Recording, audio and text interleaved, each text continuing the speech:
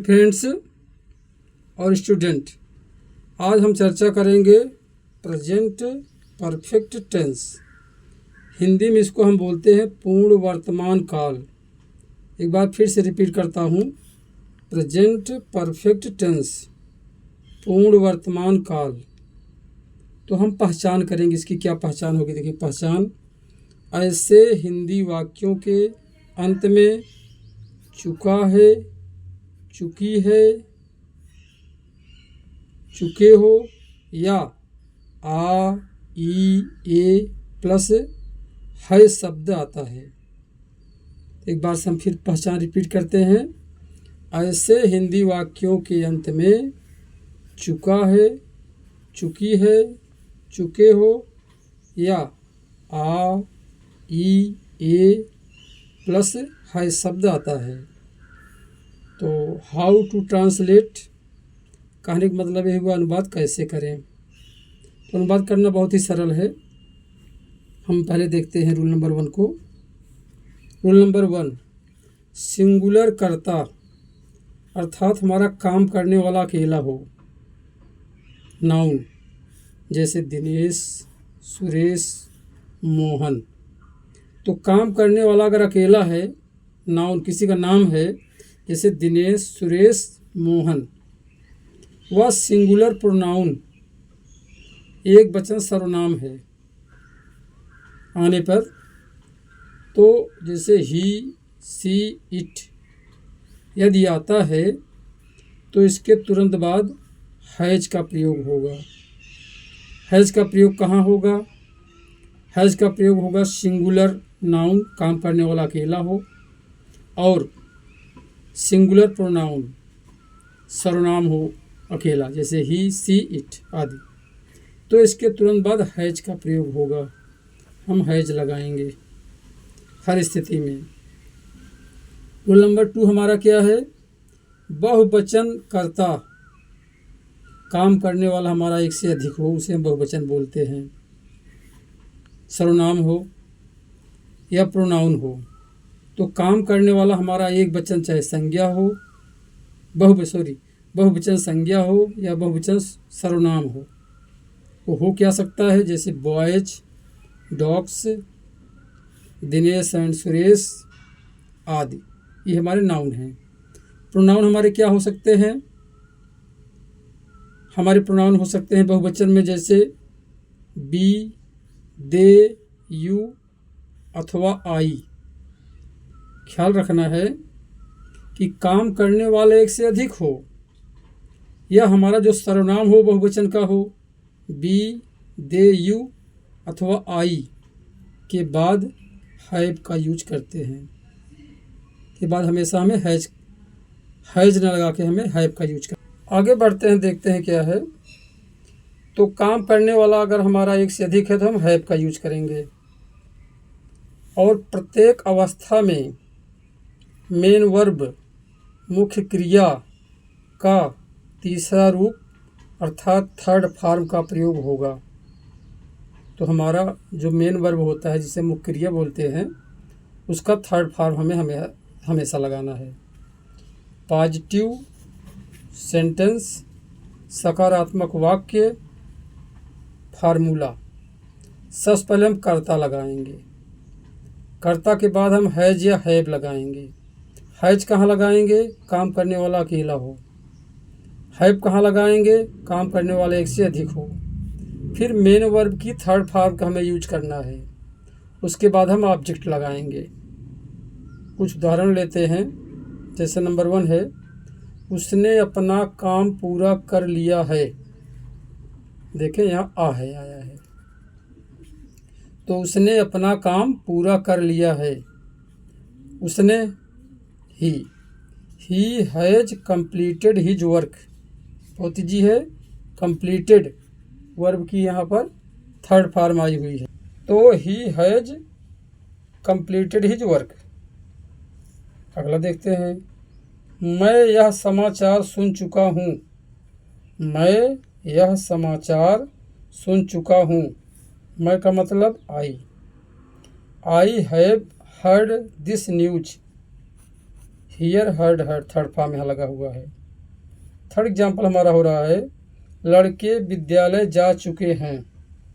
यहाँ देखिए लड़के माने एक लड़का नहीं कई लड़के, एक से अधिक, तो बॉयज हो गया है। लड़के विद्यालय जा चुके हैं तो हो जाएगा boys have gone to school. और इसी प्रकार से देख रहे हैं बहुत ईजी हो रहा है।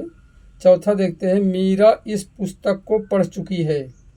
यहाँ पर आप देखेंगे मीरा हमारा हमने देखा कि वहाँ पर मीरा जो है सिंगुलर थी, हो जाएगा Meera has read this book. Read की तरह ही लिखा जाता है, इसका थर्ड फॉर्म हम इसको रेड पढ़ते हैं। तो Meera has read this book. आगे देखते हैं क्या मामला है। बारिश हो चुकी है, तो आप ध्यान देंगे बारिश हो चुकी है, यहाँ पर सब्जेक्ट हमें नहीं मिल रहा है, तो हो जाएगा इट हैज रेन्ड। बारिश हो चुकी है मतलब इट हैज रेन्ड। बहुत ईजी है। 6 एग्जाम्पल लेते हैं। तुम अपना काम कर चुके हो। तुम माने यू के साथ हम क्या लगाएंगे हैव, फार्मूले में बताया गया है। तो तुम अपना काम कर चुके हो जाएगा you have done, third form your work. You have done your work. अगला है हम लोग फुटबॉल खेल चुके हैं। हम लोग मतलब एक से अधिक, तो हो जाएगा हम लोग के लिए बी, बहुवचन है तो हैव आना स्वाभाविक है। हम लोग फुटबॉल खेल चुके हैं। We have played football. बहुत इजी है जैसा कि आप देख रहे हैं। हाँ, बी हैव प्लेड फुटबॉल बहुत इजी था। We have played football. काम करने वाला यहाँ एक से अधिक है। नोट, कर्ता काम करने वाला सिंगुलर नाउन, अर्थात जो काम को करे, अगर वो एक वचन संज्ञा है, जैसे किसी एक का नाम कोई भी हो सकता है, अपनी चॉइस के अनुसार ले सकते हैं। मोहन, सुरेश, गीता, दिनेश, या बॉय, गर्ल, किसी एक जानवर का नाम, सिंगल होने पर, सिंगल नाम होना चाहिए, मतलब एक से अधिक नहीं होना चाहिए। होने पर इसके बाद हमेशा हैज लगता है। फिर से रिपीट करते हैं, हैज कहाँ लगता है? कर्ता, काम करने वाला सिंगुलर नाउन, एक वचन संज्ञा, जो काम कर रहा हो वो एक वचन संज्ञा हो, जैसे वह किसी का नाम हो सकता है और वो सिंगल होना चाहिए, जैसे मोहन अकेले है, सुरेश, गीता, दिनेश, या बॉय, गर्ल, किसी एक जानवर का नाम, या एक वचन हमारा सर्वनाम आ जाता है, तो इसके बाद हमेशा हैज का यूज करेंगे, हम हैज लगाएंगे। इस बात को ध्यान रखना है। इसके विपरीत मतलब उल्टा, यदि काम करने वाला एक से अधिक हो, जिसको हम प्लूरल नाउन या प्लूरल प्रोनाउन बोलते हैं, यदि काम करने वाला एक से अधिक हो तो हम जिसको प्लूरल नाउन या प्रोनाउन बोलते हैं, तो ऐसी अवस्था में हमेशा इसके बाद हैव का यूज होगा।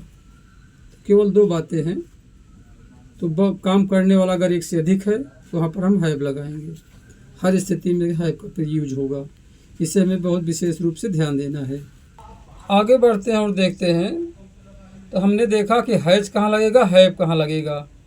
तो काम करने वाला अगर अकेला है तो हम हैज लगाएंगे, काम करने वाला एक से अधिक है तो वहाँ पर हम हैव का यूज करेंगे हर स्थिति में, तो हम हैव लगाएंगे।